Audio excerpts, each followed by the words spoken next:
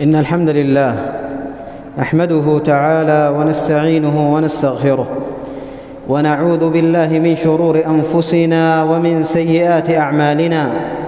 من يهده الله فلا مضل له ومن يضلل فلا هادي له، وأشهد أن لا إله إلا الله وحده لا شريك له، وأشهد أن محمدًا عبده ورسوله صلى الله عليه وعلى آله وصحبه وسلم تسليماً كثيراً. يا أيها الذين آمنوا اتقوا الله حق تقاته ولا تموتن إلا وأنتم مسلمون.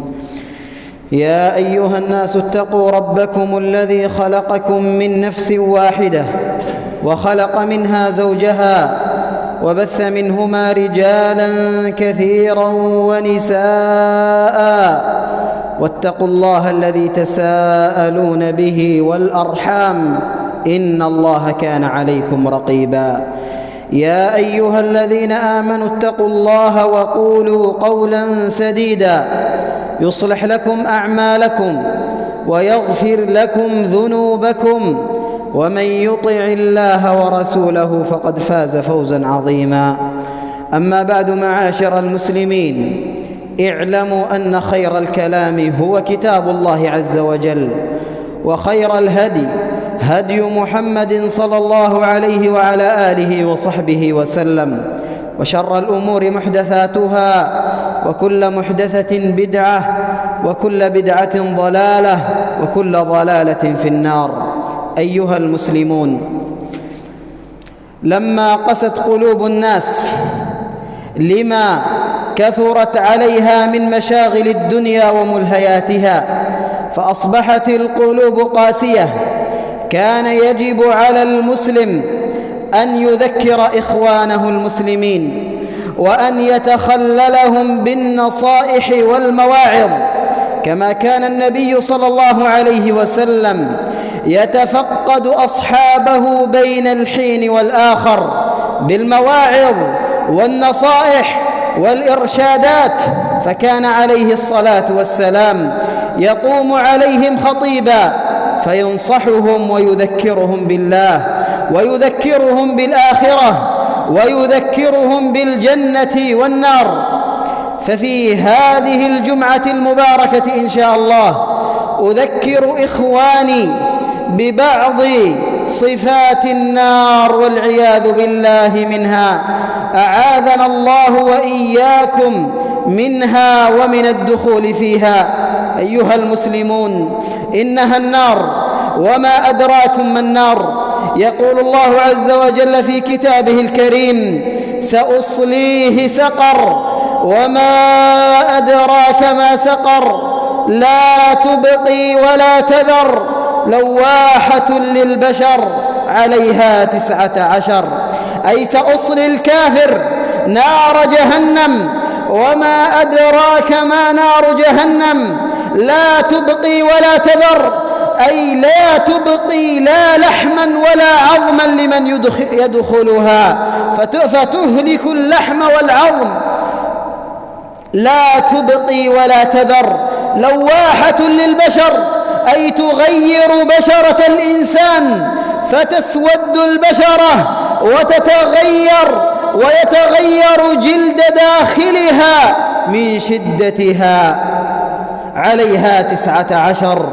أي جعل الله عليها 19 من الملائكة الغلاظ.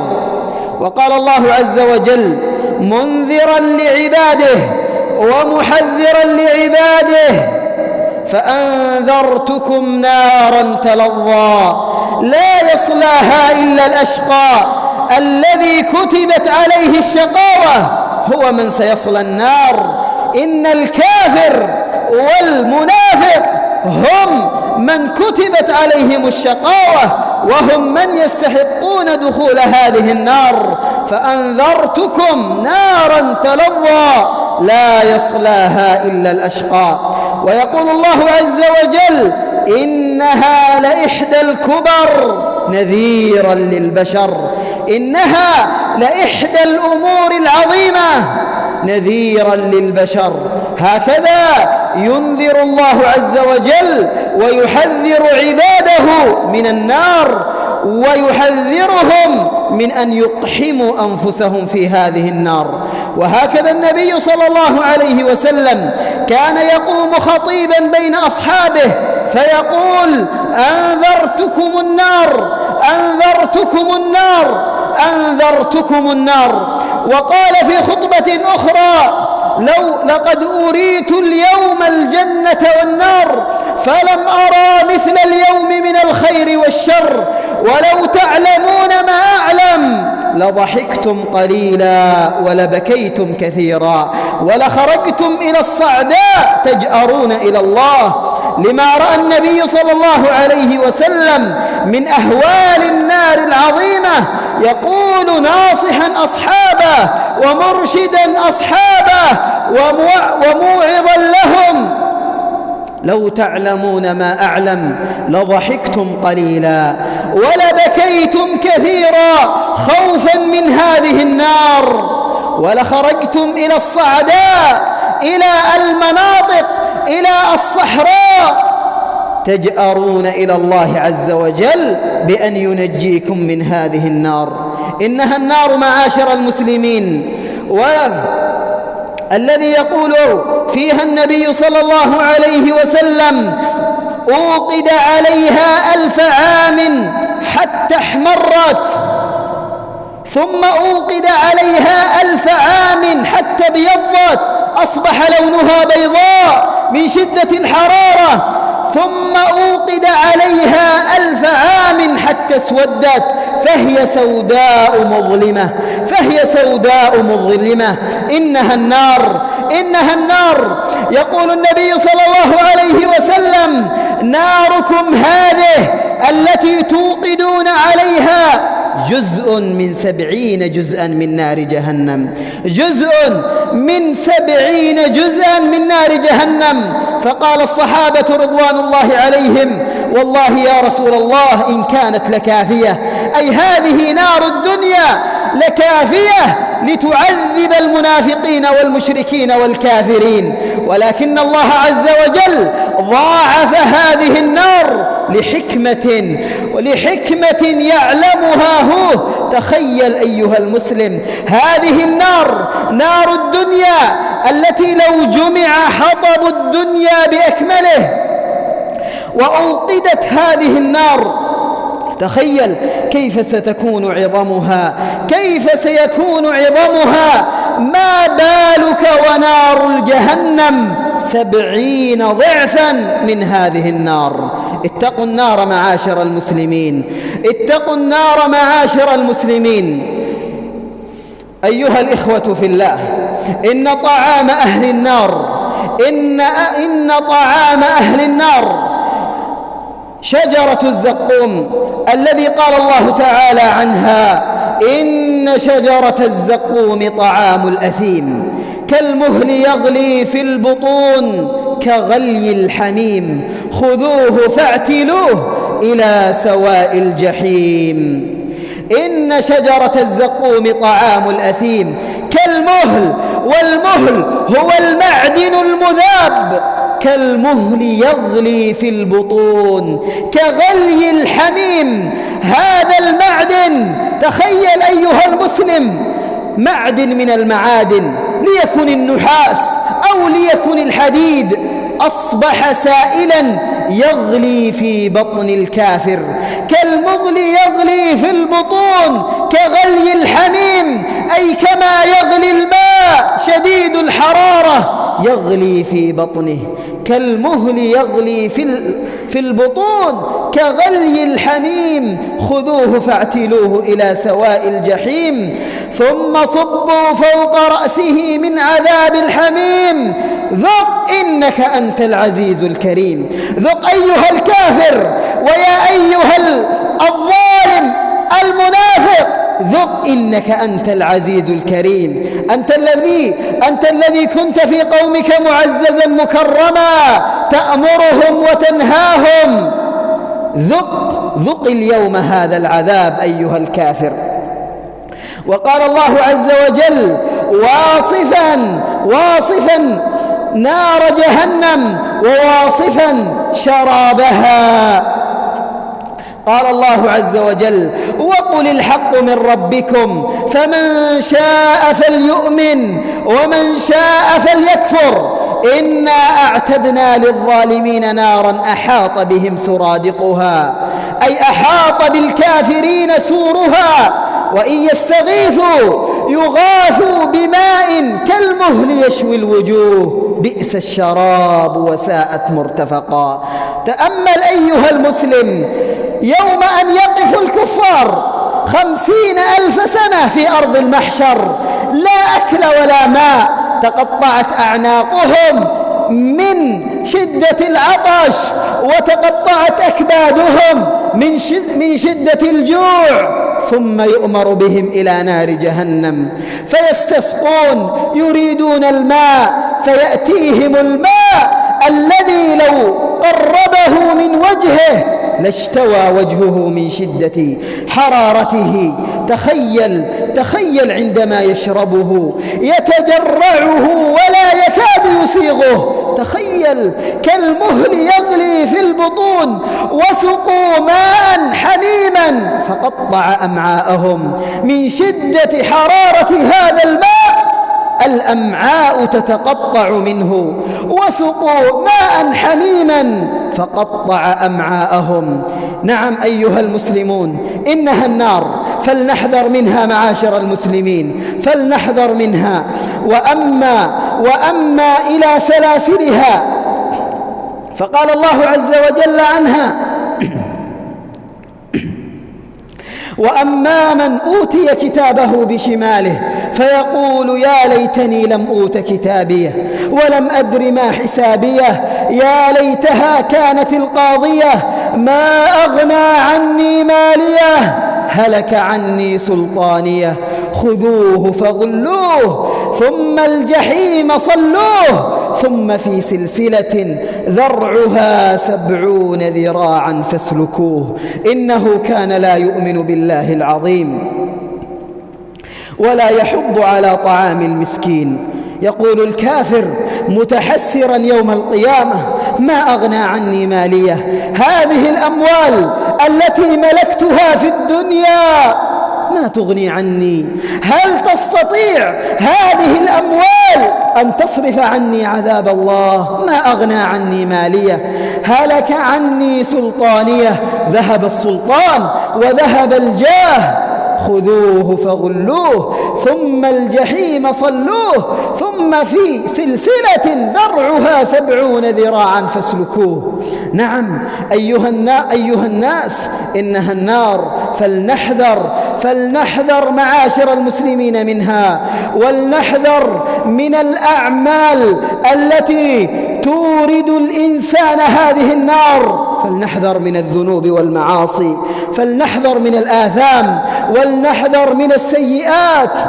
يقول الله عز وجل: يا أيها الذين آمنوا قوا أنفسكم وأهليكم نارا وقودها الناس والحجارة عليها ملائكة غلاظ شداد لا يعصون الله ما أمرهم ويفعلون ما يؤمرون. هذه النار الذي لو أسقط فيها حجر من شفيرها لا بقي 70 عاما لا يصل إلى قعرها. نعم إنها نار عظيمة، فلنحذر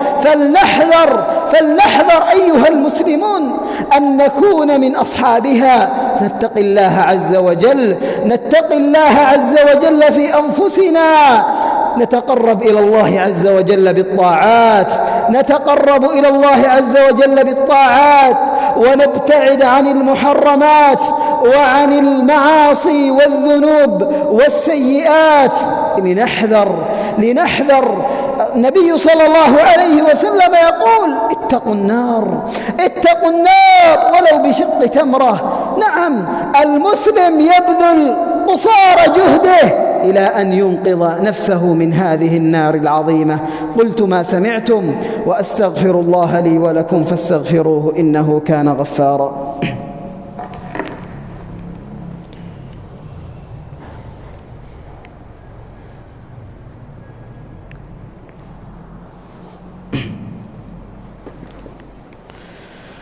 الحمد لله رب العالمين، وأصلي وأسلم على المبعوث رحمة للعالمين، وأشهد أن لا إله إلا الله وحده لا شريك له، وأشهد أن محمدًا عبده ورسوله صلى الله عليه وعلى آله وصحبه وسلم.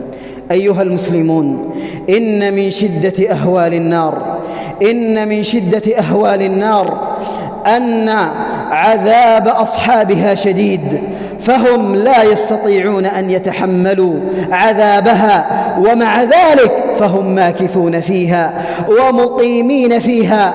إن من شدتها أن ينادي أهل النار مالك خازن النار. قال الله عز وجل: ونادوا يا مالك ليقضي علينا ربك ليمتنا ربك، ما عدنا نتحمل هذا العذاب، ليقضي علينا ربك. فيجيبهم بعد سنوات طويلة إجابة وخطابا أشد خطابا عليهم، فيه من النكال بهم وفيه من العذاب. ونادوا يا مالك ليقضي علينا ربك. ماذا أجابهم؟ قال: إنكم ماكثون، أي مقيمون في هذه النار. ثم إنهم ينادون ربهم وقالوا: ربنا غلبت علينا شقوتنا وكنا قوما ضالين، ربنا أخرجنا منها فإن عدنا فإنا ظالمون. أخرجنا يا ربنا من هذه النار. فما هي إجابة الله عز وجل لهم بعد سنوات طويلة من العذاب؟ قالوا: ربنا غلبت علينا شقوتنا وكنا قوما ضالين، ربنا أخرجنا منها فإن عدنا فإنا ظالمون. قال: اخسأوا فيها ولا تكلمون، أي ذوقوا عذابها وذوقوا عذابها ولا تكلموني إنه عذاب شديد. قال الله عز وجل: إن الذين كفروا بآياتنا سوف نصليهم نارا كلما نضجت جلودهم بدلناهم جلودا غيرها ليذوقوا العذاب. هذه النار تحرق جلودهم، كلما احترق الجلد وأصبح مسودا مفحما من نار جهنم يبدلهم الله عز وجل جلودا أخرى فيزداد عذابهم. كلما نضجت جلودهم بدلناهم جلودا غيرها ليذوقوا العذاب. وقال الله عز وجل: لهم من جهنم مهاد ومن فوقهم غواش. تخيل أيها المسلم، فراشهم النار ولحافهم من نار، ومن بين أيديهم نار، ومن خلفهم نار، ومن فوقهم نار، ومن تحتهم نار. عذاب عظيم أيها المسلمون. إن أهون أهل النار أخف الناس عذابا في النار لرجل ينتعل بنعال من نار، له نعال ينتعل بها، صندل من نار تغلي من هذه النعال دماغه، وإنه ليرى نفسه أشد الناس عذابا وإنه لأهونهم. إذن أيها المسلمين، فلنحذر ولنحافظ على الطاعات، نحافظ على الصلوات. يا من بيتك بجوار المسجد وتسمع المنادي ينادي وأنت عاكف على جوالك أو منشغل بدنياك، اتق النار. يا من تقصر في عبادة ربك، اتق النار. يا من يمر عليك الرمضان والرمضانان والثلاثة وأنت لا تصوم لربك. اتق النار يا من تعق والديك، يا من تعصي والديك. اتق النار، اتقوا النار معاشر المسلمين. قوا أنفسكم وأهليكم نارا. اتقوا النار، اتقوا النار ما استطعتم. أسأل الله عز وجل بمنه وكرمه وجوده وإحسانه وإفضاله أن يجنبنا وإياكم من النار. اللهم إنا نعوذ بك من النار، اللهم إنا نعوذ بك من النار وما قرب إليها من قول وعمل. اللهم إنا نعوذ بك من النار وما قرب إليها من قول وعمل. اللهم إنا نسألك الجنة وما قرب إليها من قول وعمل.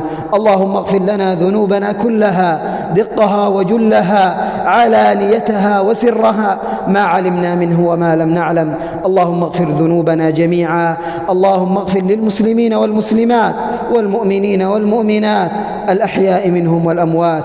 اللهم انصر الإسلام والمسلمين ودمر أعداء الدين. اللهم عليك باليهود الغاصبين المعتدين المحتلين. اللهم عليك بهم فإنهم لا يعجزونك. اللهم اقتلهم بددا وأحصهم عددا ولا تغادر منهم أحدا. اللهم عجل بفرج إخواننا المستضعفين في فلسطين وفي غزة وفي سائر بلاد المسلمين. اللهم احفظ لهذه البلاد أمنها واستقرارها. اللهم احفظ لهذه البلاد الأمن والاستقرار، واحفظ جميع بلاد المسلمين. اللهم اجعل هذه البلاد آمنة مطمئنة وسائر بلاد المسلمين. اللهم احفظ إخواننا المستضعفين في كل مكان يا قوي يا عزيز. والحمد لله رب العالمين، وصلى الله وسلم على نبينا محمد وعلى آله وصحبه أجمعين.